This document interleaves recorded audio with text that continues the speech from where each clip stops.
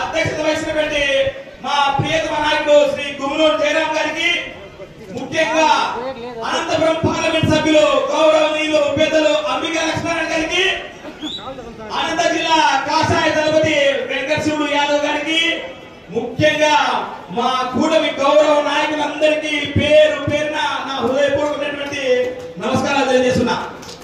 ముఖ్యంగా ఈ రోజు ప్రమాణ స్వీకారం చేసినటువంటి మహిళ నిజంగా చాలా చాలా గర్వకారణం. భారతదేశంలో ముఖ్యంగా మనటువంటి సార్వత్రిక ఎలక్షన్స్ లో కూటమి ప్రభుత్వం ఏర్పడతానే నిజంగా భారత జాతి ముద్దుబిడ్డ నరేంద్ర మోడీ గారు కానీ, దార్శనికత నేతగా శ్రీ నారా చంద్రబాబు నాయుడు గారు కానీ, తన అద్భుతమైనటువంటి పోరాట పటిమతో నేనున్నానని చెప్పే శ్రీ కొనెల పవన్ కళ్యాణ్ గారి, ముఖ్యంగా గుంతకల్ నియోజకవర్గంలో మన ఆత్మీయ నాయకుడు శ్రీ గుమ్మనూరు జయరాం గారు కానీ, మాది కులం లేదు, మతం లేదు, మాకున్నది ఓన్లీ మానవత్వమే.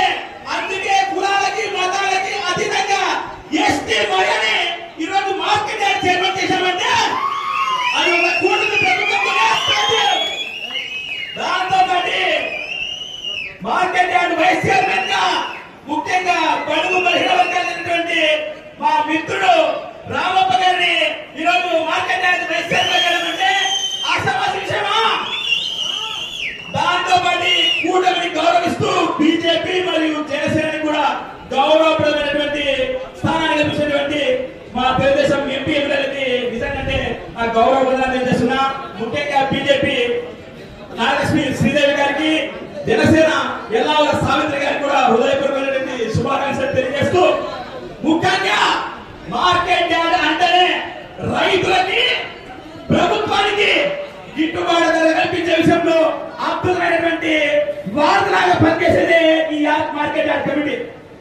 ముఖ్యంగా భూసార ప్రశ్నైతేనేమి, దాంతో పాటు రైతులకు ఎరువులైతేనేమి, ముఖ్యంగా ధరల స్థిరీకరణ విషయంలో పెద్దగా పాత్ర వహించేటువంటి ఏకైక కమిటీ ఏదైనా ఉందంటే అది ఒక మార్కెట్ యార్డ్ కమిటీ.